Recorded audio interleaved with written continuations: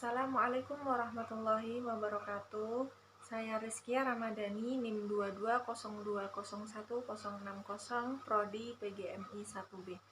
Saya di sini akan menjelaskan mengenai pelajaran psikologi gejala jiwa pada manusia. Yang pertama ada asosiasi. Asosiasi adalah proses mental suatu perasaan, kesan, atau gambaran ingatan cenderung untuk menimbulkan kesan atau gambaran ingatan respon atau konsep lain yang sebelumnya berkaitan dengannya. Yang kedua ada daya ingat.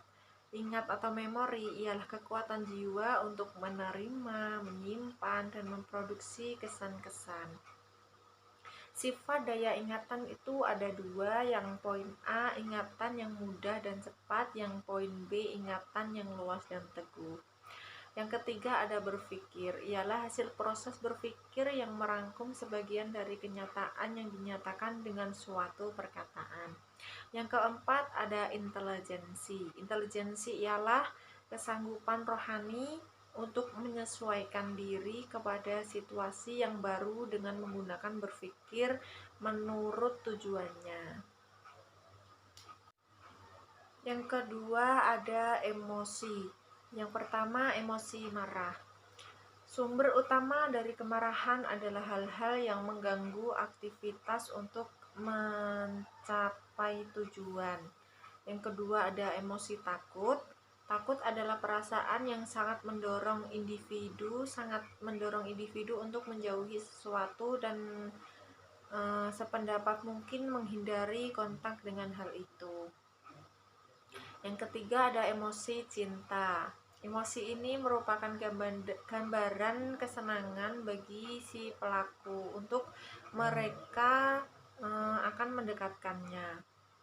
Yang keempat ada emosi depresi. Seseorang mulai menutup ekspresi terbuka daripada emosi dan akan melupakan dalam dirinya saja. Yang kelima itu ada emosi gembira.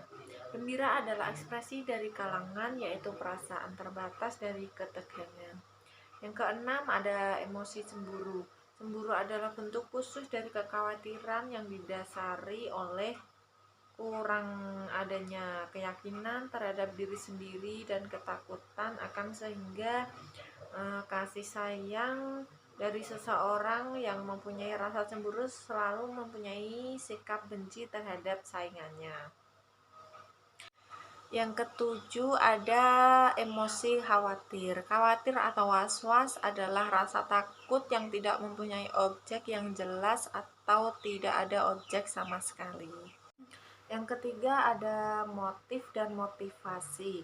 Pengertian motif berasal dari bahasa Latin movere yang berarti bergerak atau to move. Baik hewan maupun manusia merupakan makhluk yang hidup berkembang dan berkaitan dengan faktor-faktor dari luar. Yang B ada teori motif. Teori motif itu ada 5. Yang pertama teori insting, yang kedua teori dorongan, yang ketiga ada teori insentif, yang keempat ada teori atribusi, yang kelima ada teori kognitif. Yang poin C itu ada jenis-jenis motif, ada 3. Yang pertama motif fisiologis, yang kedua ada motif sosial, yang ketiga ada motif kebutuhan dan muri. Yang poin D itu ada perbedaan organisme, itu ada 2. Yang pertama perbuatan reflektif, yang kedua ada perbuatan yang disadari. Yang poin E itu ada fungsi motif. Motif berkaitan dengan suatu tujuan yang mempengaruhi adanya suatu kegiatan. Maka sehubungan dengan itu ada 3 fungsi motif. Yang pertama mendorong manusia untuk berbuat yakin. Yang kedua menentukan arah. Yang poin E ada fungsi motif. Motif bertalian dengan suatu tujuan yang mempengaruhi adanya suatu kegiatan. Sehubungan dengan itu ada 3 motif. Yang pertama mendorong manusia untuk berbuat yakin sehingga penggerakan diri setiap kegiatan yang dikerjakan. Yang kedua ada menentukan arah perbuatan. Yang ketiga ada menyeleksi perbuatan. Selanjutnya yang motivasi, itu ada pengertian motivasi. Istilah motivasi dalam kaidah bahasa Indonesia berasal dari kata motif yang berarti kekuatan. Yang B itu ada tujuan motivasi. Ada yang pertama meningkatkan moral dan kepuasan kerja karyawan. Yang kedua ada meningkatkan produktif kerja karyawan. Yang ketiga ada mempertahankan kestabilan karyawan. Yang poin C ada jenis motivasi. Yang pertama berdasarkan arah, yang kedua berdasarkan pengaruhnya, yang ketiga berdasarkan sumber.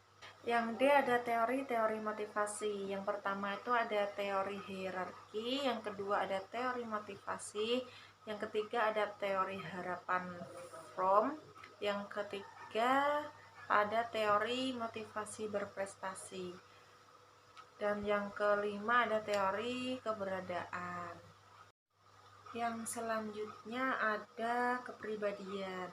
Kepribadian merupakan dinamika sebuah organisasi fungsional manusia yang berubah menjadi pola-pola tingkah laku yang spesifik dalam kehidupan.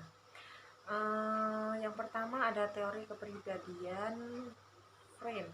Teori kepribadian ini dikemukakan oleh Sigmund Freud dalam suatu teori psikoanalisis kepribadian atau yang kemudian dianggap sebagai landasan dari psikologi modern.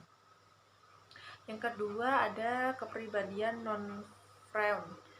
Pakar yang juga masih rekan Sigmund Freud turut mengembangkan teori kepribadian yang dikenal dengan teori sosial psikologi atau teori Freud. Yang ketiga ada teori ciri. Teori ciri atau menjelaskan bahwa manusia diklasifikasi ke dalam sifat dan ciri diri yang paling menonjol. Yang keempat ada teori konsep diri. Teori konsep diri menunjukkan bahwa manusia memiliki pandangan atau konsepsi atas dirinya masing-masing. Selanjutnya ada tipe kepribadian introvert. Adalah suatu tipe kepribadian lebih fokus pada pikiran, suasana hati, dan perasaan secara internal. Yang kedua ada tipe kepribadian ekstrovert. Merupakan salah satu jenis-jenis kepribadian yang dijelaskan dalam ilmu psikologi. Yang ketiga ada tipe kepribadian ambivert. Secara umum definisi atau pengertian ambivert adalah seorang yang memiliki tipe kepribadian seimbang secara introvert dan ekstrovert. Selanjutnya ada interaksi manusia dengan lingkungan. Yang poin A pengertian interaksi.